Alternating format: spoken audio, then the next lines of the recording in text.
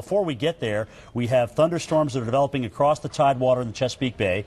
Here are the storms north of Raleigh, up through D.C., Baltimore, and into southern Pennsylvania. And then the next round, which is pretty much almost a solid line now of thunderstorms. So we have 3 rounds potentially to deal with before all this is over, and it's going to take the next several hours. So let's zoom in and get into some of these. Kelly mentioned that Harford County has reissued their tornado warning here. This is north of Baltimore, and you can see it again right up in this region. This is the storm right around the Dublin area. This is Baltimore's radar, so it's going to be a little bit far away from the radar here. But here's the high reflectivity radar that we have here at the Weather Channel, the high resolution radar. Still rotation. So we've still got rotation.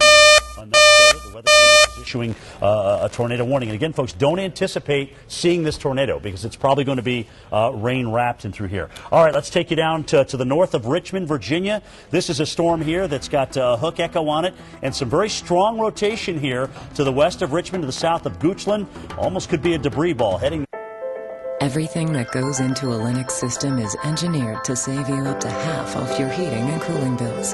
Comforting, isn't it? Get up to $1,375 in rebates or 0% financing on with that. Now that system is one of a couple, but it is the strongest one right now. The one that was approaching Baltimore, in fact, moving across us again here on TV Hill with very heavy rain, thankfully weakened quite a bit and is not showing the rotation it once did. Still could have some gusty winds and hail and the very heavy rain that we're hearing on our rooftop as we speak, but not a threat for a tornado. The one that's really the major threat is this one that shows up well in northern Harford County.